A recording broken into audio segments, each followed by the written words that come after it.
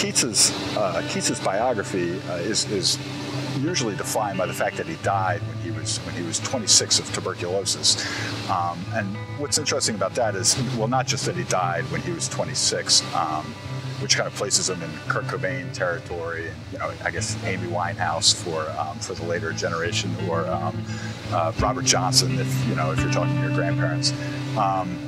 Is that his death was not widely noted when it first occurred, because he wasn't a very famous poet, but he was friends with Shelley, Percy Shelley, who then turned around and elegized him in this poem Adonis that he wrote, in which he cast Keats as kind of the quintessential romantic figure, the quintessential figure of the Romantics.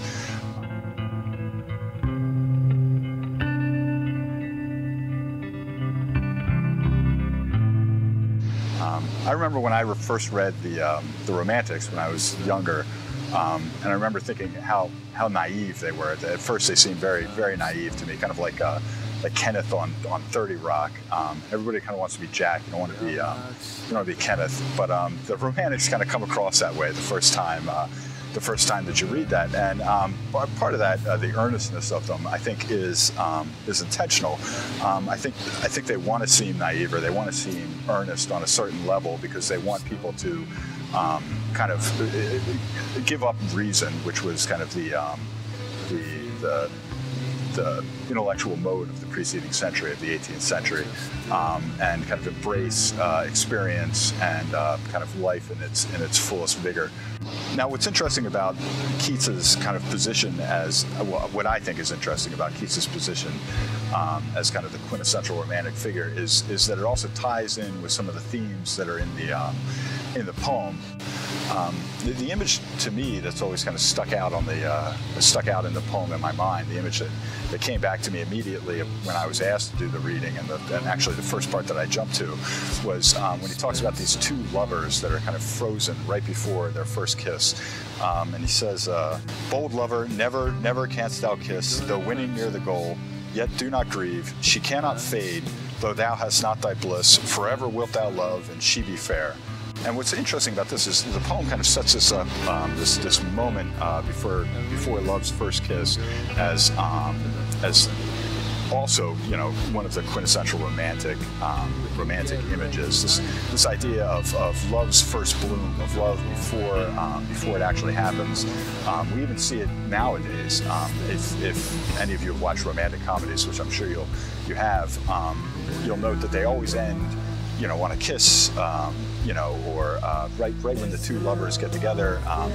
They never get married and have kids, unless you're watching a Seth Rogen film, but then again, the love actually happens, actually grows, and it's still the first bloom of true love. So this idea has kind of stayed with us, and Keats shows it kind of on the side of the urn.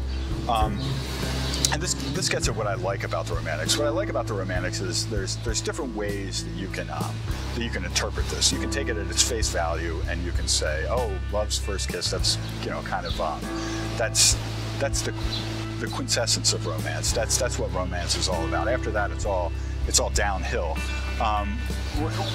What's interesting about that is love kind of goes on after that. At a certain point you'll get married, you'll have children, and those loves are different and arguably better than kind of that immature love that's frozen on the side of the urn.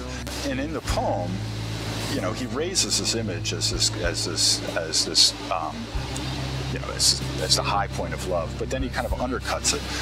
If you read the next stanza of the poem, I think he reiterates the word happy 5 or 6 times, and there's one line in there where he says, more happy love, more happy love. Now, Keats is a poet. He's got a fair mastery of the language, and you have to ask yourself when you're reading this, why is he saying happy over and over again? Couldn't he come up with a different word to describe the state of the lovers? Which makes you wonder, is he describing it ironically? Is he saying, their love is immature because they don't have the language, or the poet doesn't have the language to describe their love in a more sophisticated manner. And I think questions like this are kind of interesting.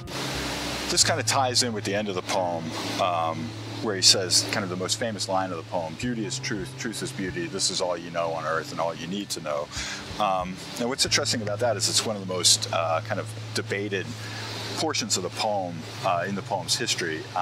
A lot of people take it at its face value. They say, well, that's Keats's kind of poetic statement. He's saying that beauty is truth and truth is beauty, and that's what his poetry is all about. And they interpret his poetry through that film.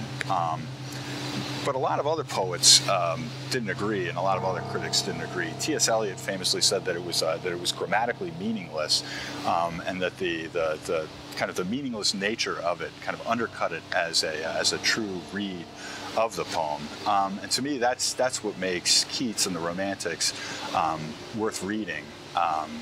And also, I think, kind of takes away from that naivete that you perceive when you first read them, because they're not just Kenneth. There's a lot more going on in the surface, and I think that's what makes the poem beautiful, because you continue to think about it later on.